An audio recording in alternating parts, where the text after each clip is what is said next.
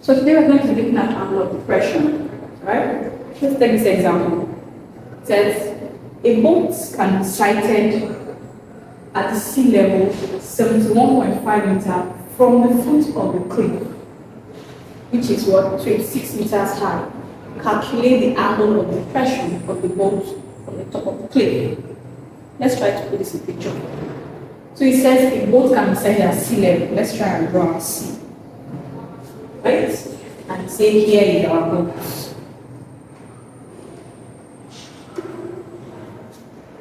(71.5 meters from the foot of the cliff.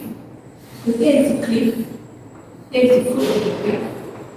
So the boat can be sighted at 71.5 meters, which is 26 meters high.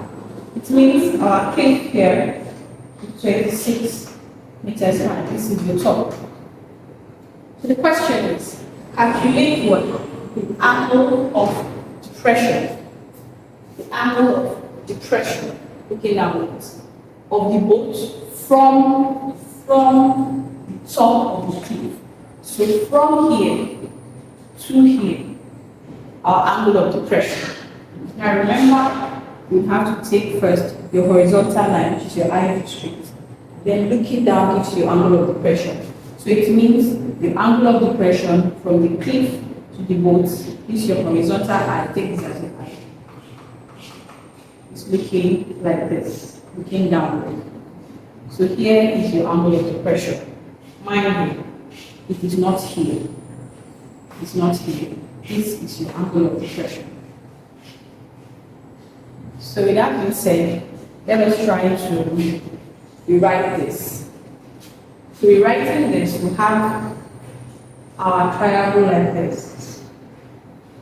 We have it at 26 meters,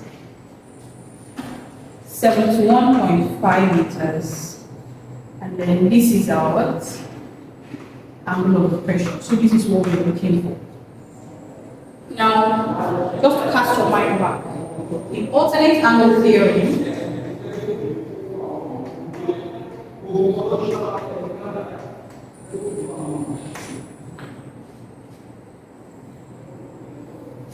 the line across transverse lines and the angle across transverse lines are equal. It means A is equal to B. So also for this, C equals B. The angle across C equals the angle across B. It takes the Z form. Want to see angle across transverse lines? It takes the Z shape.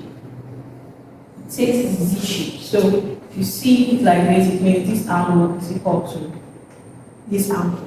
So coming on to the question we have here, looking at this, we're able to identify our Z form. So we have something going like this, and like this. So it automatically means that this angle here is also equal to this angle. So after we've gotten that clear, so how do we now find what we're looking for? It means this can be represented as this.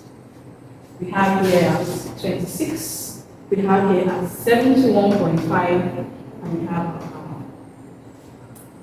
So we can remember the angle directly opposite, the line directly opposite this angle is what? Our opposite. So this is our opposite. The longest part, the hypotenuse, and this part is our adjacent. So definitely we'll have to now try to find the angle. But then which formula are we going to use? We have what we know as, to be able to identify which formula to use, you have what is called SOHCAHTOA. In this sense, it means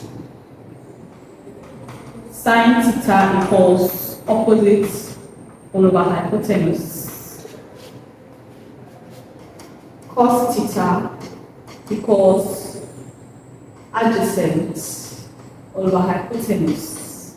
And then tan theta, that's TOA, equals opposite all over adjacent. So now I have to go back to our diagram. What do we have? what do we have? So we have our opposite, we have our adjacent, and we have the and we are looking for the angle. So it means it's 12 that is going to work for us. So we now have to say tan of the angle we are looking for is equal to 26 all over our adjacent 71.5. Therefore, our angle is equal to tan inverse of 26 all over 71.5. That's the final answer.